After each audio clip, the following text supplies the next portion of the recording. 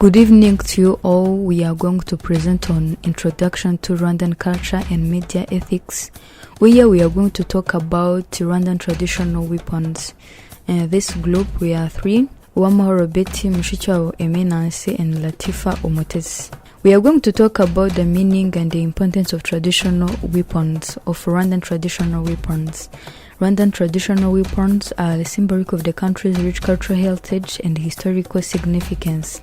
These weapons were not just a tool for protection or combat, but also represented the bravery, honor, and the strength of the Rwandan people.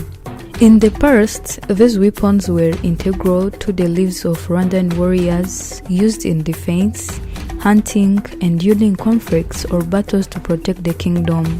Today, those weapons are more symbolic and cultural artifacts reflecting to the evolution of the country and its traditions.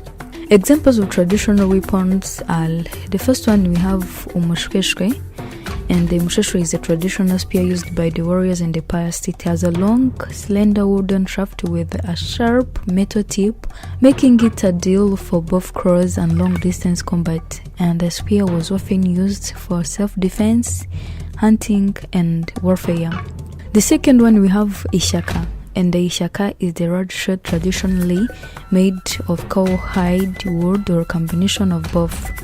It was used to protect soldiers from enemy attacks during warfare, and the shield was highly valued for its practicality and durability. And the third one we have ingabo. The ingabo is a heavy, blunt wooden club used in close combat.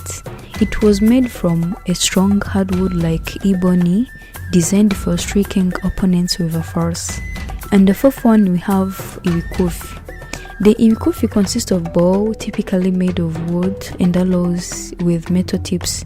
This weapon was used for hunting and warfare. The bow allowed for long-range attacks, providing an advantage against enemies from distance. The fifth one we have Intore drum. While not a weapon in conventional sense, the Intore drum was an essential part of Rwandan warfare, where drums were used to rally and motivate warriors, providing a rhythm that synchronized their movements and encouraged the unity and strength. And the comparison of traditional weapons used in the past and in the present here include: the first one we have used in warfare.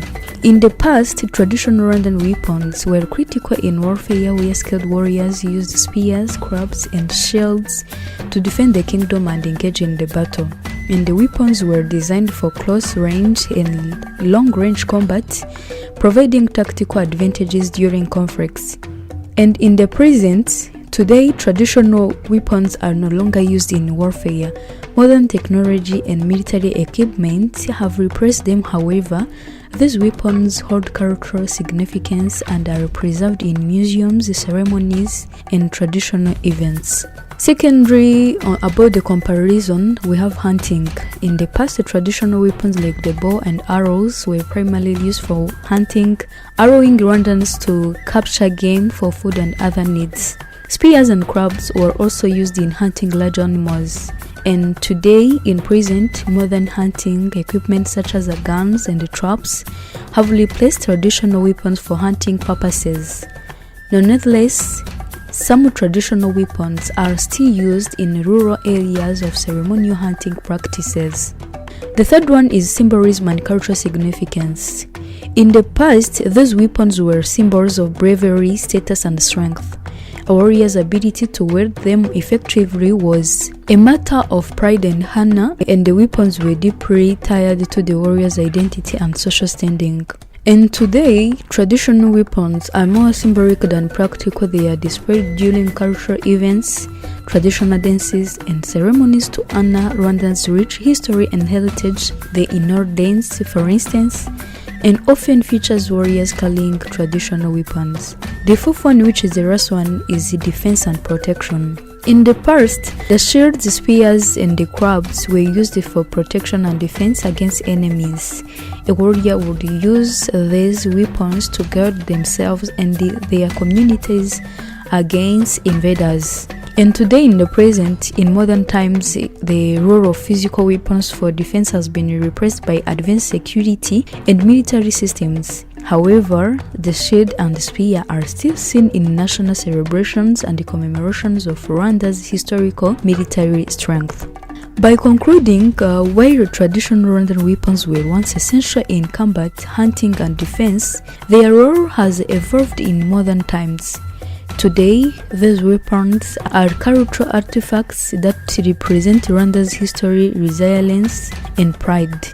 Although no longer used in active combat, they continue to hold great significance in cultural memories, traditional dances, and national celebrations, reminding the people of Rwandan's rich heritage and the bravery of their ancestors. Thank you. This is what we have done on Rwandan traditional weapons.